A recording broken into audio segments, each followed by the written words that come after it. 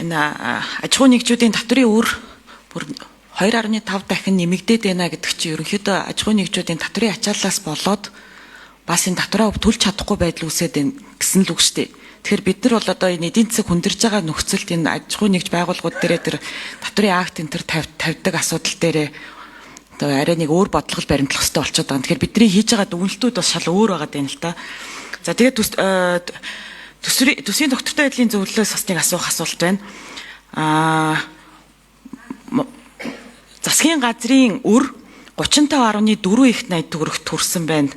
За тэгээд гол нь ханшийн зөрүүгийн алдагдал 1.7 их 80 болсон байна гэж энэ. Цаашид ер нь энэ ханшийн эрсдэл хэр байна? Ер нь одоо манай засгийн газрын өрийн менежмент одоо хэр зохистой төвшөнд явж гин?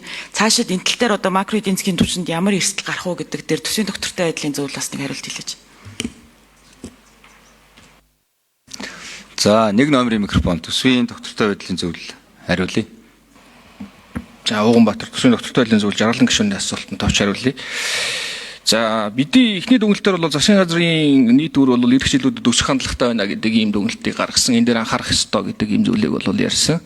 Тэгэхээр бид нар төсвийн тусгай шаардлагуудаас тухайлбал одоо яа гэдэг те зарим нэгэн мега төслүүдийг хууль батлаад гадуур нь гаргаж болно. Гэхдээ тэр маань үрийн бүртгэл дээр бол бүртгэж явна гэдэг ийм юутай зохицуулалттай байгаа. Тэгэхээр өөр бол цаашдаа ер нь бол анхаарал хандуулах төвшөнд хүрэхээр байна гэдэг ихний зүйл.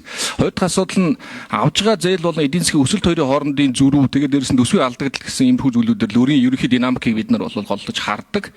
Тэгэхээр нөгөө нэг эдийн засгийн өсөлт маань нэг 6 орчим хувьтай тэгээд авж байгаа зээл маань бас нэг тиймэрхүү багцаагаар бодит дүнгээр нь тасалж юм бол хүү бас нэг тиймэрхүү төвшөнд байгаад ахаар бид ерөнхийдөө байгаа газраа хий ирэх иймэрхүү макро эдийн засгийн хувьд бол эрх жилүүдэд байгаа газраа хий ирэх ийм төлөвтэй байна гэдэг ерөнхий дүр зурагтай байна.